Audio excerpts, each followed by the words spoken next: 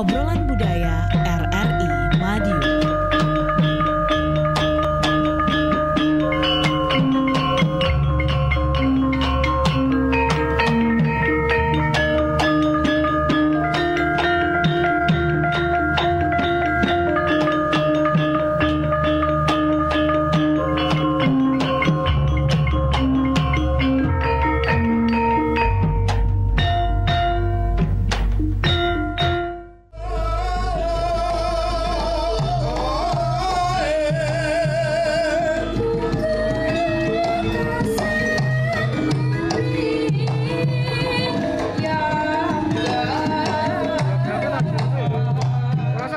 Selamat malam pendengar dan pemirsa RRI Net di seluruh Indonesia.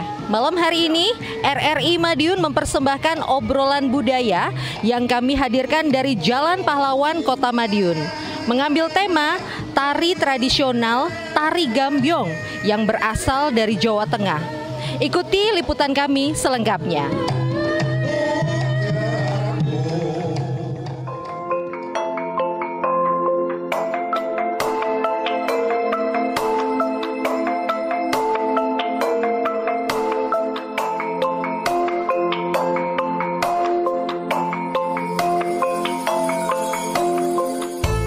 Banyak sebutan tentang Kota Madiun, di antaranya Kota Gadis.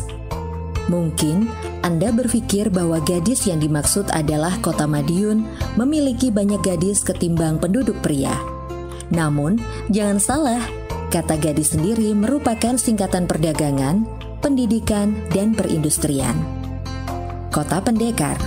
Pada 2017, Kota Madiun menambah julukan sebagai Kota Pendekar. Julukan tersebut bukan berarti ada banyak pendekar, melainkan banyak perguruan ilmu bela diri yang terdapat di kota tersebut seperti perguruan pencaksilat, karate, muay thai, dan lain-lain.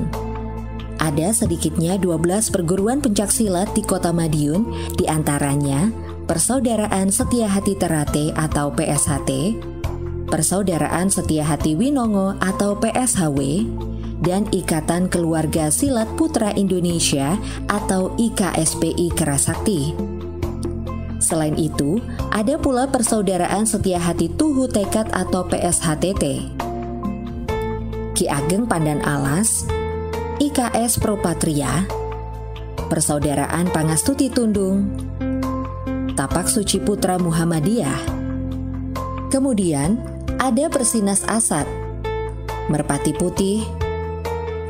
Beberapa perguruan pencaksilat tersebut memiliki murid atau pengikut yang tersebar di seluruh Indonesia, bahkan ke mancanegara. Kota Pecel. Cita rasa masakan pecel yang khas membuat pecel Madiun berbeda dengan pecel lain dan selalu dikenang oleh wisatawan yang pernah merasakannya. Di Kota Madiun, pecel biasa disantap setiap saat. Tak hanya saat sarapan, namun dimakan saat malam hari masih cocok. Kota Karismatik. Brand Kota Madiun karismatik mengemuka. Pemerintah Kota Madiun pada awal 2018 lalu telah meluncurkan sebuah logo city branding baru, berwarna oranye, kuning, merah, hijau, dan bertuliskan Kota Karismatik Madiun. Karismatik ibarat wibawa. Tanpa harus digembar-gemborkan, rasa hormat langsung tersirat begitu orang melihat. Sebagai harapan, aura karismatik ini terus melekat pada Kota Madiun. Kota Madiun karismatik ini dinilai juga mewakili kultur masyarakatnya yang lembut, namun kuat dan tegas. Jenis kesenian sebagai produk dari budaya khas Kota Madiun diantaranya pencaksilat. Pencaksilat termasuk salah satu jenis kesenian dan juga olahraga seni bela diri yang mulai eksis di Nusantara sejak peradaban Austronesia. Di dalam pencaksilat terdapat 4 aspek utama yang wajib diketahui. Di antaranya adalah aspek mental, aspek seni budaya, aspek bela diri, dan terakhir adalah aspek olahraga. Ragam aspek yang ada di dalam pencaksilat membuatnya menjadi kesenian yang layak untuk selalu dikembangkan. Hingga sekarang ini, kesenian pencaksilat masih dilestarikan bagi masyarakat Madiun. Selain itu, pencaksilat asli Madiun seringkali tampil di event-event tertentu. Maka, jika Anda ingin belajar kesenian pencaksilat, Madiunlah tempat yang pas. Karena di sini terdapat sekolah-sekolah khusus bagi para pesilat. Solah Madiunan. Kesenian yang satu ini merupakan jenis tarian yang unik. Pasalnya, kesenian ini menggambarkan semangat putra-putri kota Madiun untuk membangun kotanya. Selain itu, juga merupakan sebuah tarian yang memadukan gerak tari tradisional dengan pencaksilat yang merupakan ciri khas dari kota karismatik. Gerakan lemah gemulainan sakral tersaji di awal tarian. Mengambil sikap jongkok dengan gerakan tangan menengadah memohon restu ilahi. Solah Madiunan menggambarkan masyarakat kota Madiun yang memiliki perilaku lemah lembut, namun tetap energik dan dinamis dalam menjalani keseharian. Dongkrek. Kesenian dongkrek berupa tarian dan iringan musik yang cukup khas. Alat musik dongkrek awalnya alat bunyi-bunyian untuk mengusir roh halus yang mengganggu sebuah desa atau suatu tempat. Termasuk juga sebagai penangkal wabah. Karena masyarakat Jawa tradisional zaman dulu berkeyakinan bahwa wabah atau pagebluk itu dibawa oleh makhluk halus. Kesenian dongkrek sekarang ini masih kita jumpai di event-event penting yang ada di Madiun. Selain itu, iringan tarian kesenian dongkrek berbunyi dung dari alat musik beduk dan kendang. Sedangkan krek berasal dari alat musik yang bernama korek terbuat dari kayu. Ini adalah bebunyian yang khas. Gembrung Madiun. Gembrungan merupakan kesenian yang diduga berasal dari Jawa Tengah. Kesenian bernafaskan Islami ini kemudian menyebar hingga wilayah Jawa Timur, termasuk juga kota Madiun. Di kota Madiun, gembrung sudah menjadi kesenian khas.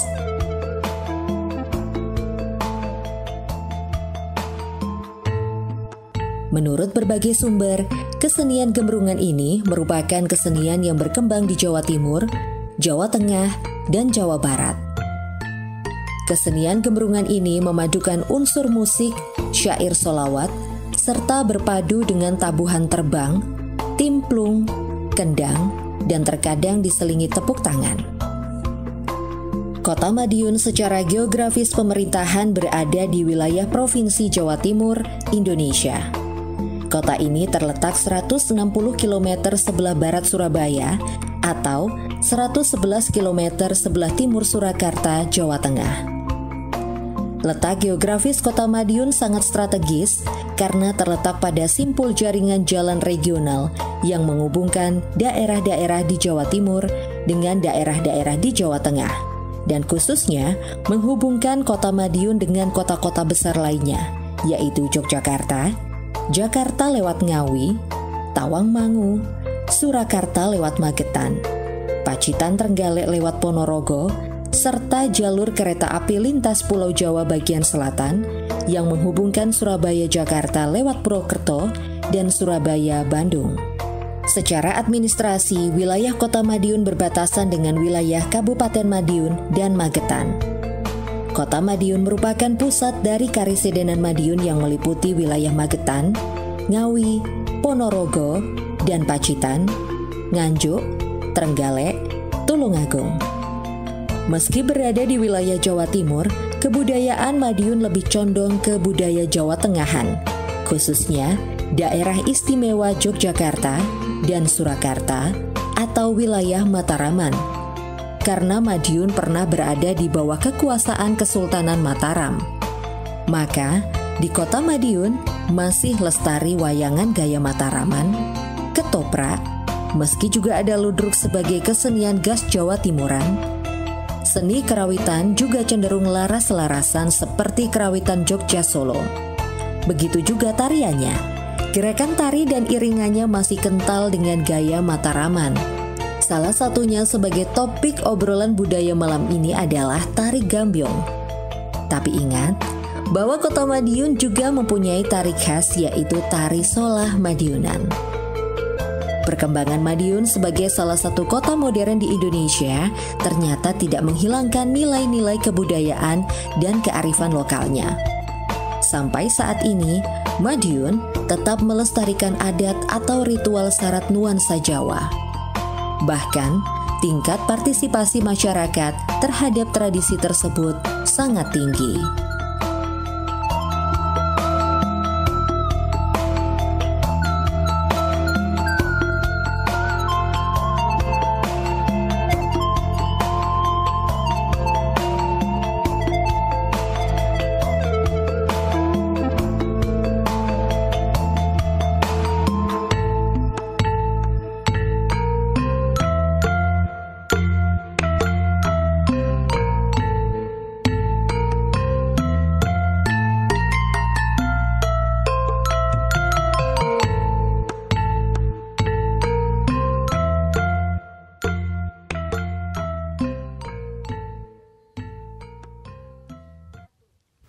Pemirsa RRI Net dan para pendengar, semoga Anda dalam keadaan sehat walafiat dan senantiasa dalam bimbingan serta lindungan Tuhan yang Esa, Allah Subhanahu wa Ta'ala.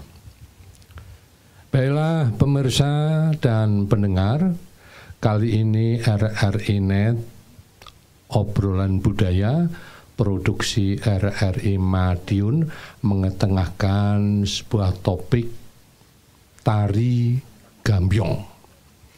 Maka di sini di samping kanan saya dan di samping kiri saya ini penari cantik-cantik.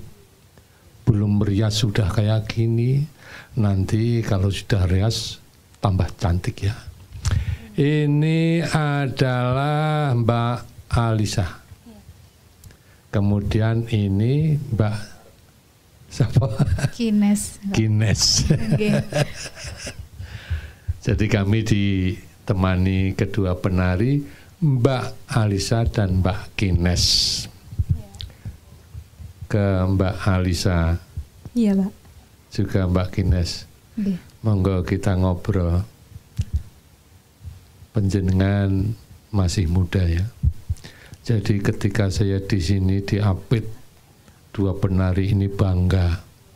Kebanggaan saya sebagai pemerhati budaya, sungguh seni tari tetap lestari di bumi pertiwi. Mengapa sampean tertarik ke seni tari? Yang pertama, dari kecil saya sudah terjun ke dunia tari. Jadi sering mengikuti tari. Terus berlanjut lagi di SD, SMP, dan SMA itu mengikuti ekskul di sekolahan. Ekstrakurikuler juga seni tari. Iya.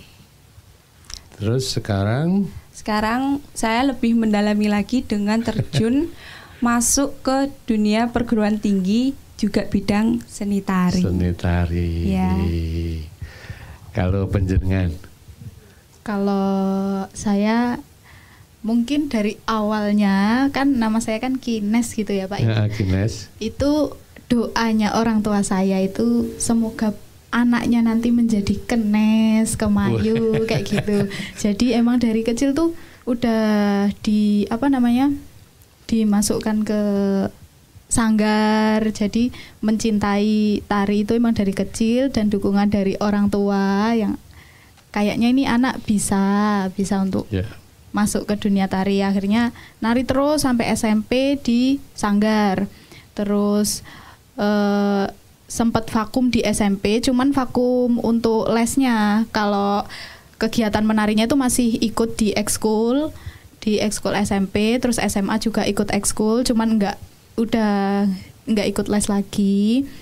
Terus akhirnya setelah SMA memutuskan untuk kuliah di Seni Tari ISI Jogja. Oh iya, hebat.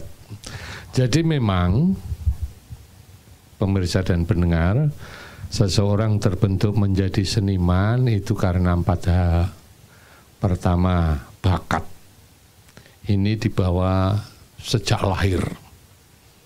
Meskipun nanti setelah dewasa, setelah tua dia menekuni profesi lain, tetapi bakat itu masih kental. Contohnya seperti saya.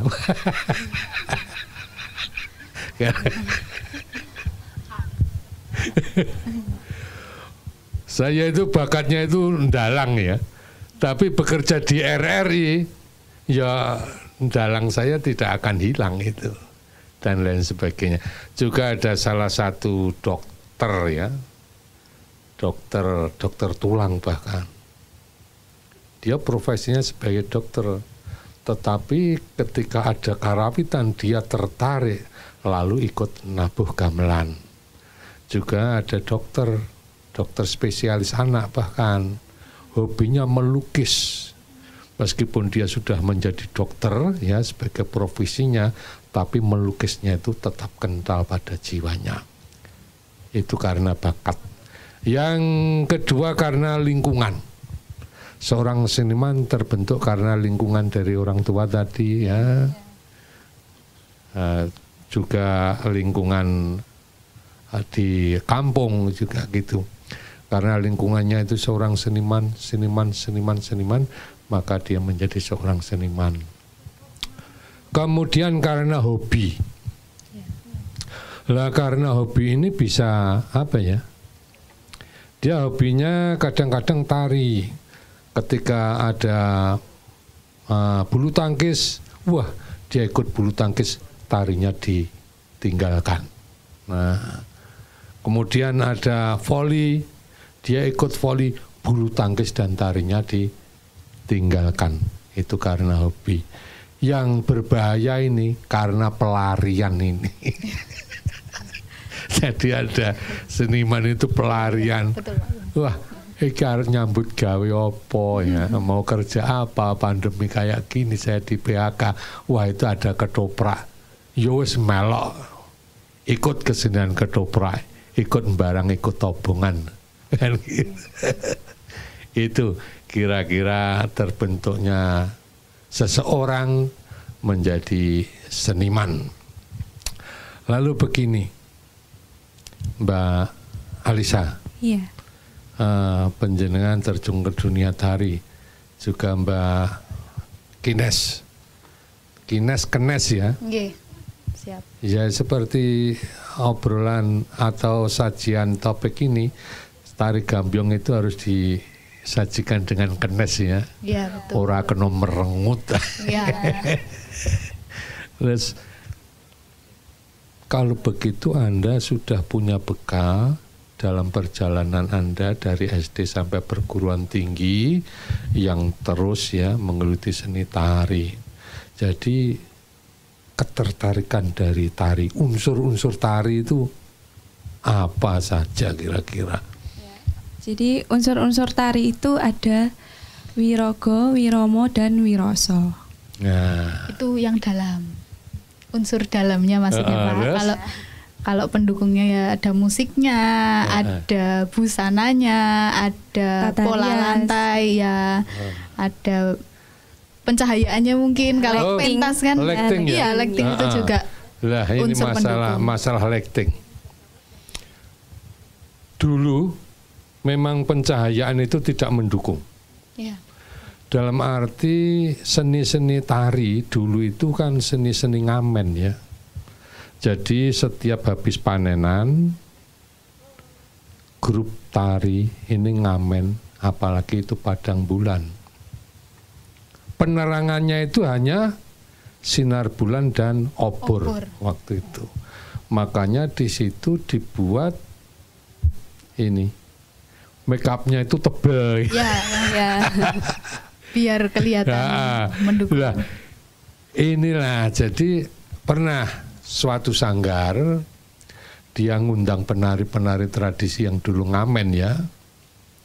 Dia make up-nya tebel banget, tapi dengan penyinaran ini lampu listrik akhirnya ya apa ya nggak mengena gitu. Karena kebiasaannya dari dulu make up tebel ya, Pak. Iya. Karena wirogo itu apa ya? Wirogo itu maksudnya apa? Wirogo, wiroso, wiromo. Iya. Wirogo itu apa? Wirogo itu gerak. Gerak. Iya, unsur dalam dari tari itu geraknya. Oh. Gitu. Kalau wiromo kesesuaian gerak itu tadi dengan musik. Kalau wiroso kesesuaian antara gerak dengan musik diikuti dengan ekspresi yang ada di diri kita untuk menyampaikan pesan dari tarian itu sendiri. Jadi setiap gerak, meskipun ya gerak seperti tari ya, tetapi kalau tidak ada unsur wirogo, wiroso dan wiromo, itu belum dikatakan sebuah tari ya. Ya, kira-kira begitu belum, ya. Belum menari istilahnya. Ya, belum menari. Ya. Tetapi kalau gerak sudah ada wirogo, sudah ada wiromo, sudah ada wiroso, itu baru dikatakan itulah seni tari. Yeah. Lah, tentang wirogo, wiroso, wiromo. Wiroso itu harus dirasakan, ya, betul harus ya. Dirasakan. Jadi bagaimana Anda ini dapat job tari gambyong, sedangkan Anda lagi bersedih, bisa mengkondisikan. Piye caranya? Kadang itu jadi pelarian gitu loh, Pak. Jadi daripada sedih-sedih gitu, nari aja, narinya gambyong gitu. Jadi lupa dengan kesedihannya, nari akhirnya gitu. Nengko bar nari, habis nari nangis sedih lagi. Itulah, jadi sama juga penyiar. Jadi tidak boleh membawa rasa emosi dari rumah. Betul. Kan gitu toh. Ya. Jadi ketika nyiar itu ya harus ceria. Pendengar jangan diajak untuk susah karena terbawa emosi dari penyiar. Begitu juga seorang penari ya. Juga harus bisa mengkondisikan. Gambyong itu harusnya kenes. Berhubung sampean sedih dibawakan dengan kesedihan ya. Enggak pas ya. Harus profesional sebagai seorang penari. Wirogo, wiroso, wiromo ini mempengaruhi, atau dari tiga tersebut kita itu bisa melihat bahwa ini ciri khas tari sana, ini ciri khas tari sana gitu. Mungkin Bali misalnya. Iya, mungkin jadi kalau Bali dengan Jawa mungkin kelihatan sekali antara pembawaan. Kalau kebanyakan tari Jawa putri itu lebih ke senyum atau apa gitu. Kalau Bali itu lebih ke galak, tajam kayak gitu. Iya, itu jadi di wirosonya itu beda-beda antar daerah gitu. Nah, ya makanya di sini. Kemudian juga iringannya gitu ya. Iya, iringannya juga. Itu pun juga tata busana, tata rias juga. Membedakan. Kemudian gandrung misalnya, piye Mbak Alisa? Yo beda toh? Iya, beda Pak. Piye bedane? Gandrung itu lebih energik. Iya, lebih energik pasti dari sisi geraknya. Wiromonya itu juga lebih cepat. Iya. Temponya lebih cepat. Dan kayaknya dadak-dadak gitu. Iya, betul. Perubahannya itu kayaknya dadak-dadak gitu. Jadi gini, itulah sebagai ciri budaya, sosial budaya ya. Di Bali, di Banyuwangi, bahkan Jawa Timur, tariannya itu kalau ngangkat tangan itu ininya kelihatan. Ya. Tapi di Solo, Jogja tidak. Ada saru. Iya, ada standarnya untuk tari. Saru kalau sampai mengangkat tangan, lengan itu sampai ketiaknya kelihatan. Itu di Jogja, Solo itu dikatakan saru. Tapi di Bali, Banyuwangi dan tarian Jawa Timur ya begitulah gitu loh. Jadi memang karakternya begitu, itu kan ekspresi wiroso tadi ya. Iya. Rasa. Ya, kemudian ini unsur pendukung tari tadi iringan, kostum, tata rias, Pola tata lantai. rias ya. properti juga Iya. termasuk. Untuk iringan ini tidak harus gamelan ya. Iya, Kalau apa Pak? Kalau untuk iringan tari enggak. Enggak harus gamelan Nggak juga harus, bisa, Pak. iya. tidak harus Iya. gamelan. Seperti tari kecak itu. Ya, itu saman, Ya, kecak jadi itu dari penarinya unsur sendiri. internal. Iya. Ya. Dari Iringannya diri, dengan vokal ya. Iya. Ya.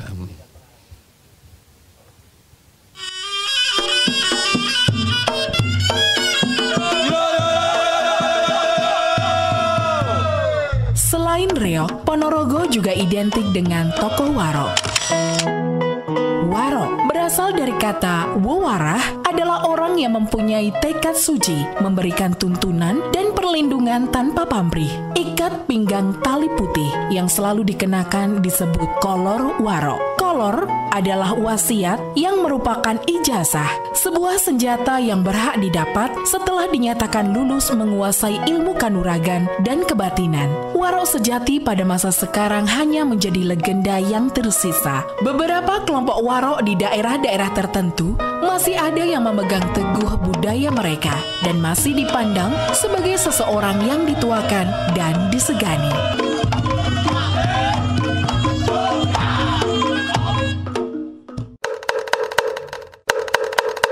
Waktunya kentongan. Jika Anda harus bekerja di luar rumah atau harus berpergian ke luar rumah, sesampainya di rumah, Anda harus melakukan tahapan-tahapan berikut ini. Yang pertama, buka sepatu di pintu sebelum memasuki rumah. Yang kedua, tuangkan atau semprotkan alkohol disinfektan pada sepatu tersebut. Lalu pada pakaian, ponsel, kacamata, kunci, bolpen, perangkat kerja seperti laptop, dan lain-lain. Ketiga, buang semua tanda terima pembelian, kwitansi, bonbon, dan kertas-kertas yang bisa dibuang. Keempat, masuk rumah dengan bertelanjang kaki, langsung cuci tangan bersih-bersih dengan sabun. Kelima, Anda masuk ke kamar, buka pakaian dan langsung tempatkan pakaian kotor di keranjang dan siap dibawa ke mesin cuci. Keenam, jangan menyentuh apapun. Ketujuh, jangan lantas duduk di kursi atau tempat tidur dan Anda berleha-leha. Kedelapan, langsung segera mandi, keramas, gosok gigi, dan lain-lain. Sesudahnya, barulah kita bisa menyapa keluarga. Marilah kita lindungi keluarga dari paparan COVID-19. RRI Radio Tanggap Bencana.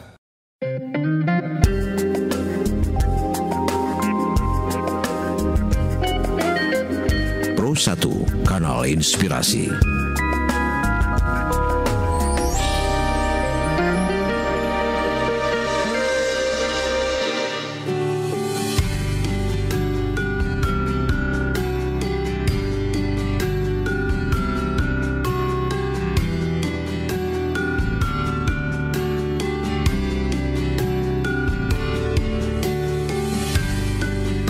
Pemirsa dan pendengar RRI Net, seiring berkembangnya zaman, seni dan budaya tradisional terus terkikis, dan banyak yang tidak peduli tentang pentingnya seni dan budaya bagi anak cucu yang akan datang.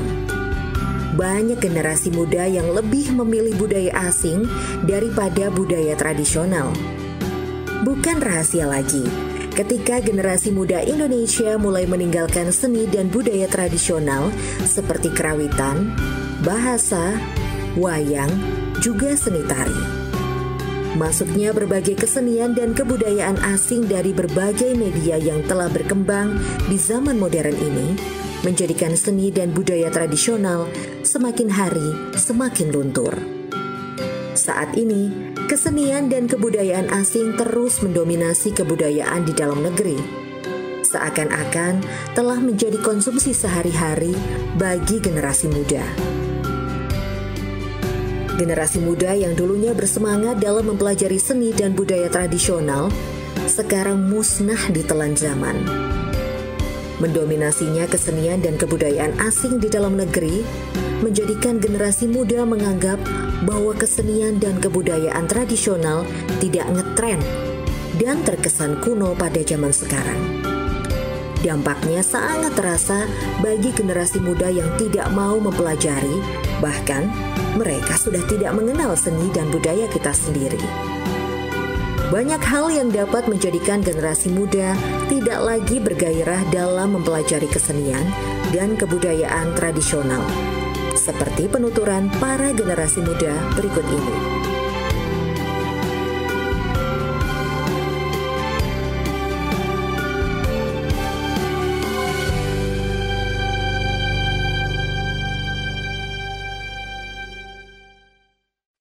Menurut saya, seni tradisional yang ada di Indonesia itu cukup banyak, luar biasa, dan patutnya kita apresiasi dan kita lestarikan.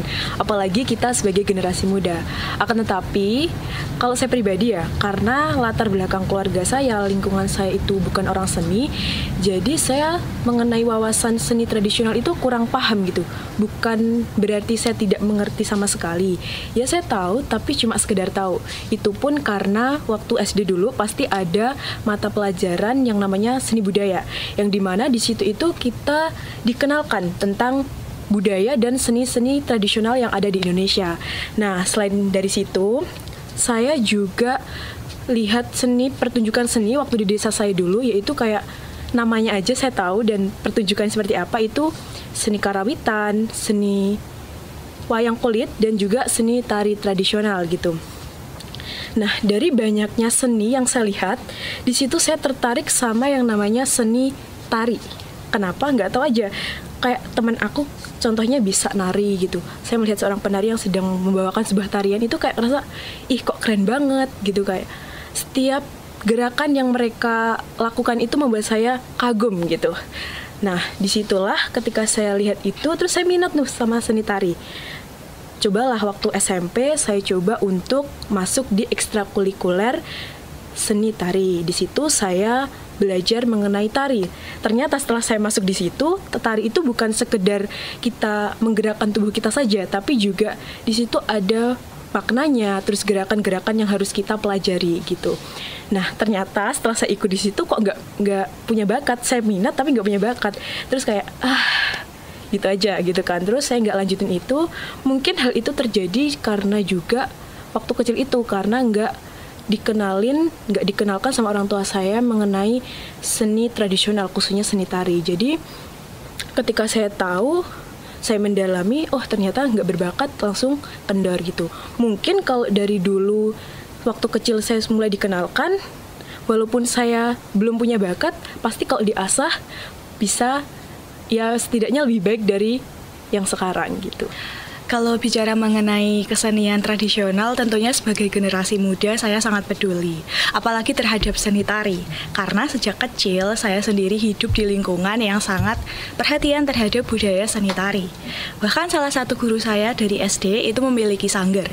Jadi sejak kecil saya itu sudah biasa untuk bersahabat dengan tari. Namun seiring berkembangnya zaman, tentu saja saya juga memiliki transformasi perubahan pikiran terhadap tari. Karena sekarang ini saya lebih tertarik kepada budaya-budaya barat dikarenakan mungkin budaya barat tersebut lebih dapat beradaptasi dengan perkembangan zaman. Tetapi tidak menutup kemungkinan untuk saya tetap peduli terhadap kesenian tari tradisional.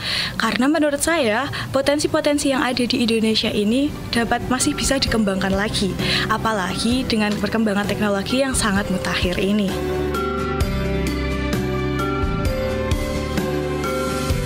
Kesenian daerah merupakan sesuatu yang patut kita lestarikan agar tidak punah di kemudian hari. Dari waktu ke waktu, kesenian menjadi perhatian khusus karena banyak sekali generasi muda yang tidak peduli dengan kesenian tersebut. Nah, pemirsa dan pendengar RRI Net, dalam obrolan budaya ini kami mengenalkan kesenian, yaitu seni tari gambyong. Pengenalan ini bisa menjadikan informasi dan pembelajaran yang bermanfaat bagi masyarakat.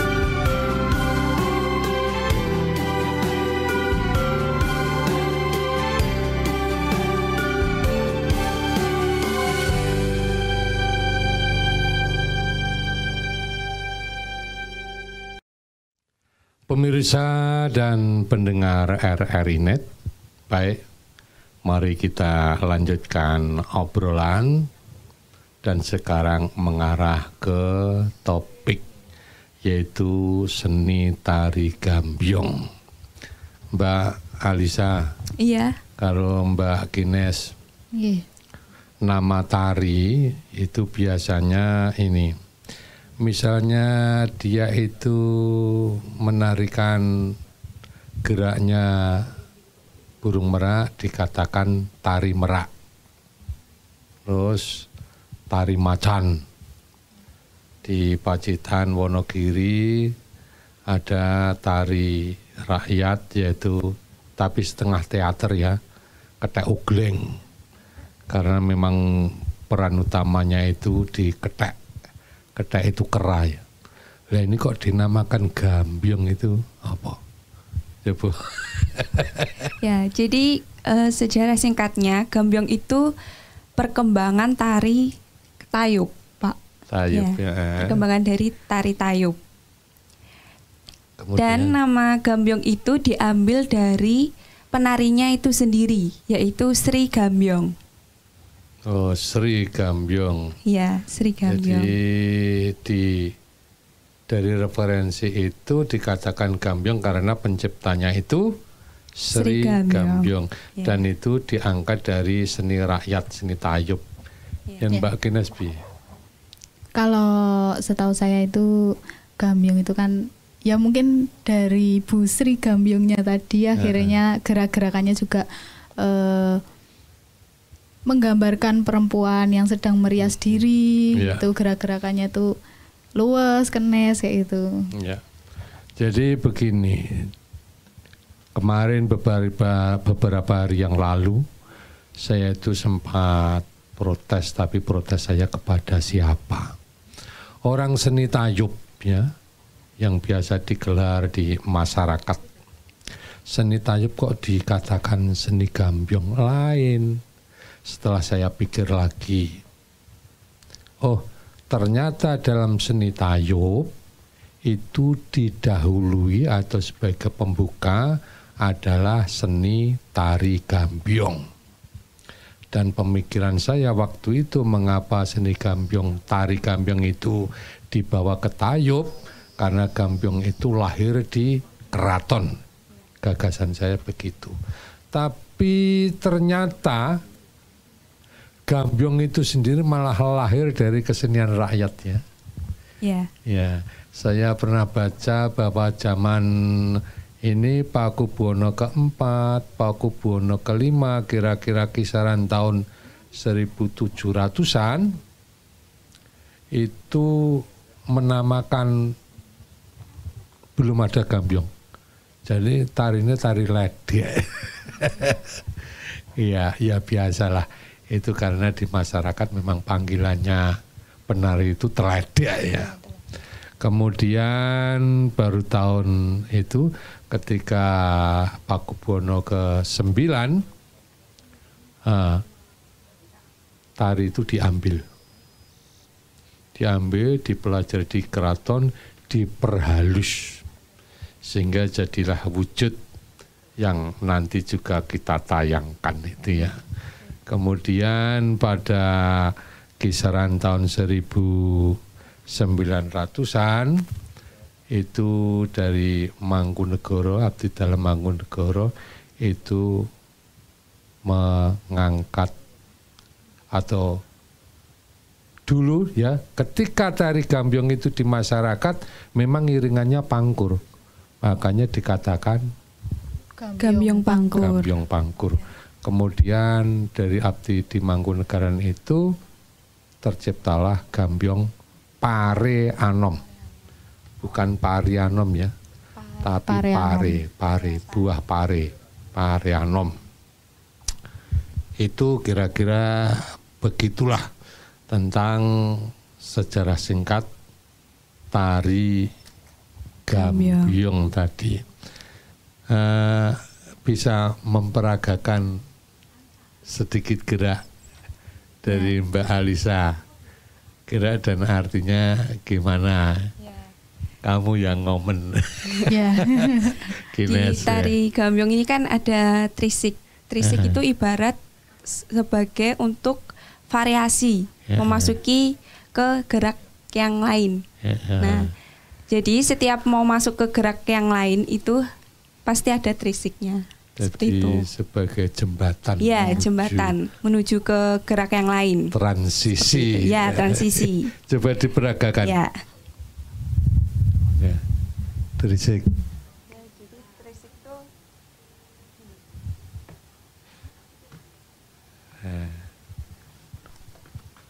Nah, itulah seplangnya ke kiri, tapi beloknya ke kanan. Iya. Itu trisik. Masih ada lagi, Mbak Alisa? mungkin ulap-ulap. Ulap-ulap. Ya, itu menceritakan tentang merias diri. Ya. Loh, ulap-ulap kok merias diri toh? Ulap-ulap. Ya ulap-ulap tuh melihat jauh. Melihat jauh. Untuk melihat jauh ke coba kameranya ke sini. Ulat-ulat atau ulap-ulap? Ulap-ulap. Ulap itu kan silau. Iya, silau. Nah, jadi begini. Yang kita tidak di style ya. Ya kalau silo ya gini aja. Iya. Tapi karena itu tari ya. Aku ya iso. Terus Mbak Kines, apa? Kalau gambyong yang tadi saya bilang Pak, kan geraknya ini merias diri. Ya, itu ada atrap jamang, ada ngilo. Atrap jamang itu gini. Iya. Ya coba mana? Ini kameranya ke sini. Nah. Ya. Oh, ngilo. Berkaca. Makanya itu kan merias diri gitu. Ya. Jadi trap jamang itu mengencangkan tali. Ya, tali jamang. Tali rambut ya, berarti. Mengencangkan tali rambut. Kalau gerakan sampur, misalnya ini sampur. Nah,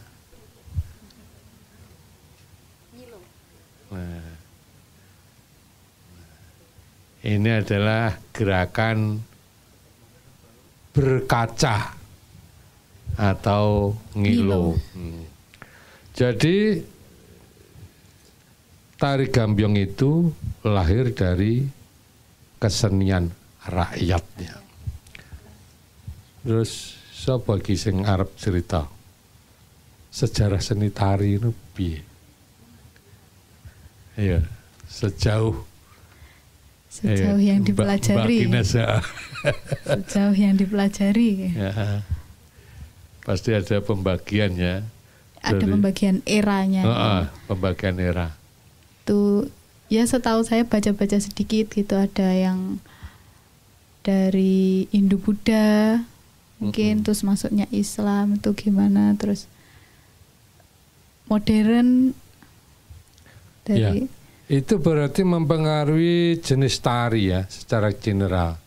Jadi ada tari tradisi, ada yang kesana lagi klasik, ada lagi tari kontemporer, kreasi baru. Kalau kreasi baru ini babonannya itu masih ke tradisi, cuma dikreasi. Kalau sudah kontemporer, ya sudah katakanlah tari-tari sekarang yang acuannya bisa dari seni tari tradisi maupun seni gerak-gerak lain. Ya, improvisasi. Bahkan tariane dangdut koplo barang sok masuk di situ. Jadi begini, hampir semua seni itu dulu lahir dari upacara ritual religius atau religious magic. Begitu juga sampean pernah nggak berpengalaman menari di suatu desa, di mana di situ masih ada bunga setaman, masih ada dupa. Pernah Pak. Lah ya. Itu waktu di Jogja kan ada rasulan gitu. Rasulan itu masih ada. Terus untuk bersih desa kadang ada jadilan gitu-gitu. Nah, oke. Di Madiun masih di pinggir-pinggir hutan itu kalau ada tayupan, ada anak yang sakit, itu pasti dimintakan wedak pada penarinya. Dia itu yakin kalau diwedai, wedak yang dipakai oleh penarinya itu, si sakit tadi bisa berkurang sakitnya, bahkan sembuh. Itu keyakinan, makanya itu masih dalam suasana bahwa semua seni tradisi itu lahir dari ritual religius magic. Seperti juga pada seni gambyong. Gambyong terkait dengan itu namanya seni gambyong. Itu dulu untuk upacara ritual apa? Ayo, siapa yang ngerti? Ritual tayupan, Pak. Ya. Nah, tapi digelarnya tayupan itu kesuburan. Nah, kesuburan. Jadi Sri Gambyong itu ya. Jadi melambangkan Dewi Sri. Nah, jadi tari Gambyong ini untuk tayub dulu digelar setelah panen. Makanya dulu ada patokan tari Gambyong itu pasti pakaiannya hijau kuning. Hijau kuning. Ya. Hijau itu kesuburan, kuning itu keemasan, kebahagiaan. Juga bisa. Bosbo, sebutan salah satu kawasan di Kota Madiun dengan arsitektur kuno, merupakan komplek asrama Korem 081 Diro Sahajaya Madiun yang terletak di Jalan Diponegoro. Bosbo merupakan kata dari bahasa Belanda, bos yang berarti hutan atau kehutanan, dan bow yang berarti gedung.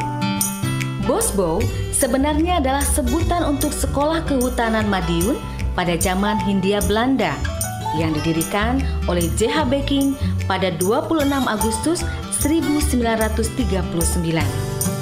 Bosbo merupakan aset cagar budaya dengan potensi wisata yang terus dikembangkan di kota karismatik.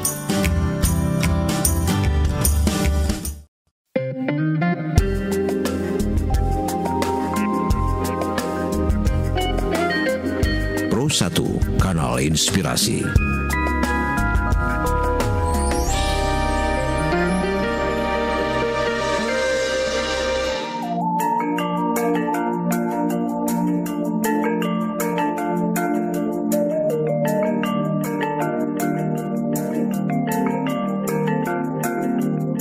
Indonesia memiliki beragam jenis tari tradisional yang tersebar di seluruh Nusantara. Salah satunya tari gambyong. Tari gambyong adalah salah satu seni tari tradisional yang sangat terkenal di Jawa Tengah. Jenis tarian ini tetap lestari hingga kini dan menjadi bagian dari seni masyarakat Jawa yang sangat beragam. Umumnya, tari ini dipentaskan pada acara adat serta pagelaran kebudayaan yang dihadiri masyarakat luas.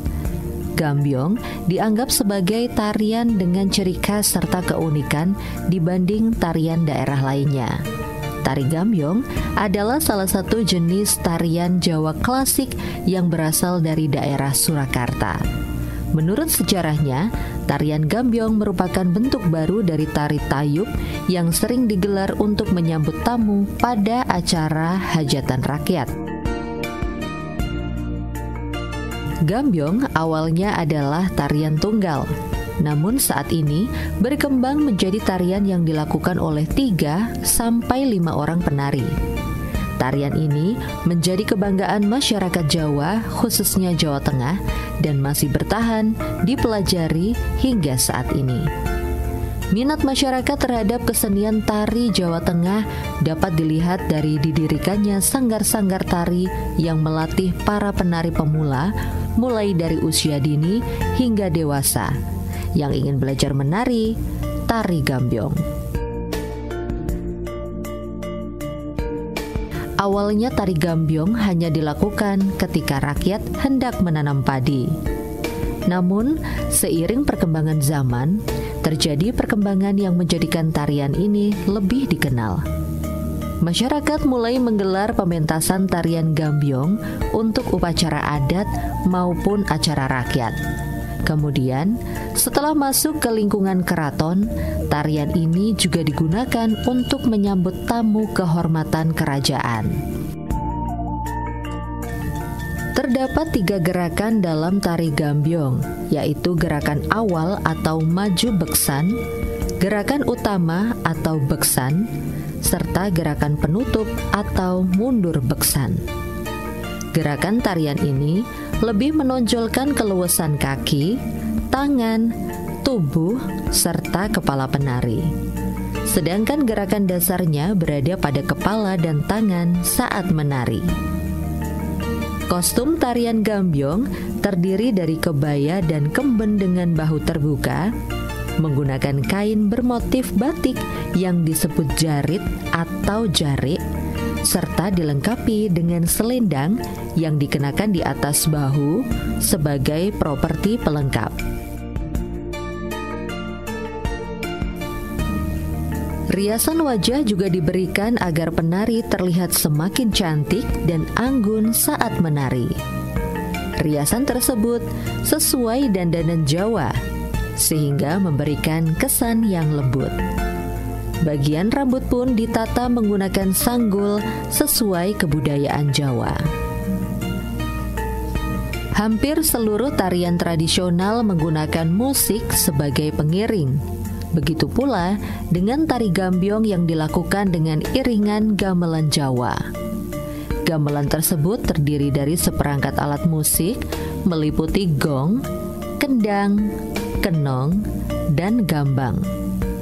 Kendang merupakan alat musik utama dalam tarian ini. Tabuhan pemain gendang memberikan tempo dan ritme bagi gerakan penari, sehingga memberikan suguhan yang indah. Selain itu, terdapat pula nyanyian dari sinden yang menyanyikan langgam Jawa. Beberapa perkembangan dari tarian gambyong yaitu dengan menghasilkan jenis tarian lain, yaitu gambyong salaminulia, gambyong ayun-ayun, gambyong gambir sawit, gambyong dewan daru, gambyong muda tama, dan gambyong campur sari. Meski mengalami beragam perkembangan, namun ciri khas utama tarian gambyong tetap dipertahankan sesuai adat budaya khas Jawa.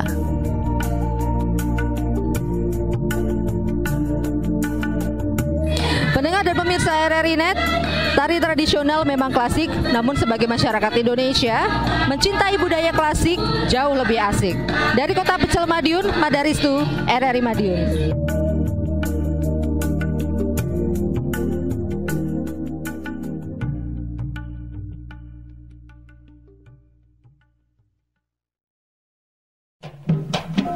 Obrolan budaya